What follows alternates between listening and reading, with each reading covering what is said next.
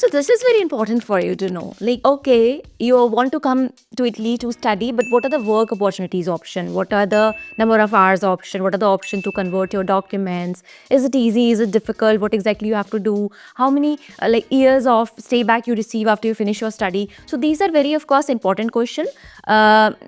For many students, and on the basis of that they are going to decide if they want to come to Italy or they want to go to another country where it's easier for them. Okay, so let's figure it out, this thing, in today's video. So first of all, the student, if you're a student, you can work in Italy 20 hours per week. Okay, when I say 20 hours per week, yes, it's 20 hours per week. Like, it should be on the contract, 20 hours per week.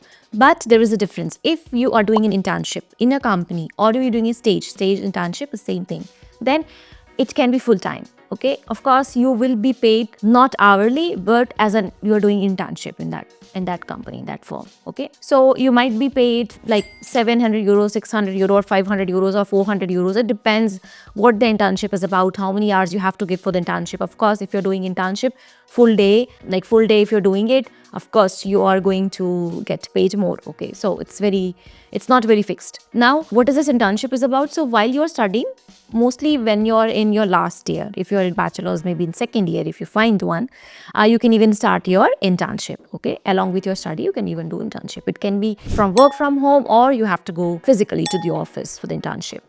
Now, what happens if you have finished your study? How many years you can still stay here without getting job?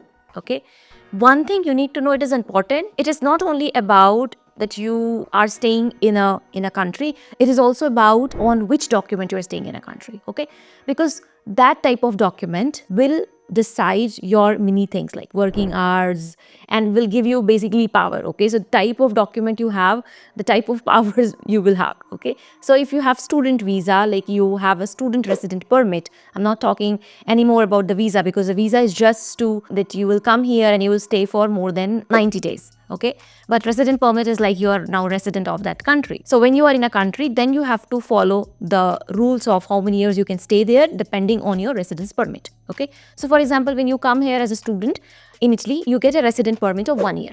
Okay, so when you come here within 8 days, you need to apply for this resident permit, and it will be valid for 1 year. And every year you have to renew this based on number of exams that you're going to give. Okay, usually if you give 1 exam, 2 exams per year, they are going to renew your resident permit. Okay, so this is important. You will be called fuori corso, means if the course is of 2 years, supposed to be finished in 2 years, for example, master's degree, but you have not finished the course in 2 years, so now you are fuori corso student. The advantages of fuori corso is you will have more like sessions to give exams. So I mean, I'm not going into that complexity. I've already talked about these things in my video of education system in Italy. Okay, but maybe in future I can make another one. So coming back to our topic, like number of years that you can stay in Italy after finishing your study. When you'll finish your study, still your visa will be student visa. Okay, then you will have 1 year of time to look for the job.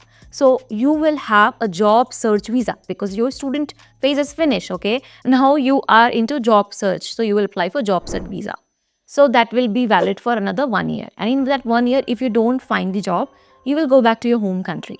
But if you find a job within that 1 year of period time, then with the contract, with the job contract, you can apply for the work permit. Okay, now your resident permit will be not student one, but will be the work one. Okay, and same in the case if you open some business, then also you can get that work permit. Okay, and then once you get work permit, now it depends on your contract. If your contract is of 1 year, the contract that you have received, your resident permit of work will be extended for 1 year. So once you have a contract from your employer, now you can convert your visa from a student resident card to work resident card.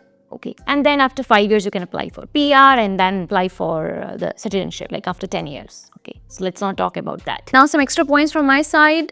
Is it easy to get these conversion and these documents in Italy? Yes, it is not very difficult, trust me. And many times in Italy you are going to receive the contract which is called indeterminato, means you won't have a specific time duration for your contract, and it will be unlimited contract. Okay, so that's a very good thing if you get an unlimited contract, and which is not like very difficult difficult to get an unlimited contract. Usually company prefers to give unlimited contract even to non-EU student, okay, non-Italian student. So yes, don't worry about that. So yeah, more or less I will say it's not very difficult to convert your documents in Italy. And yeah, those were the rules. And of course, after you have work permit, you can work 40 hours, maximum 40 hours per week, and then you get also holidays and all those benefits as well. Okay, one thing I missed to tell you, that there are like part-time jobs in university that you can do.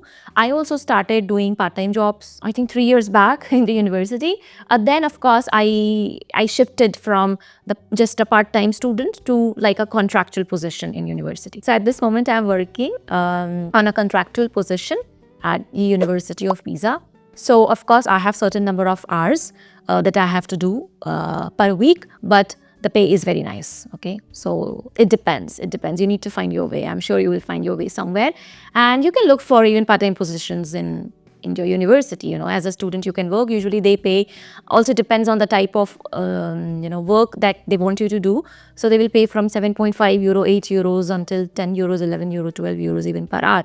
Okay, so you need to look for those calls, bando, that is called in Italian, on the university pages. Okay, so again, yes, thank you so much for watching Italian Diaries. If you want to have conversation with me one-to-one, you can check the link in the description. Till the time, bye bye, ciao ciao.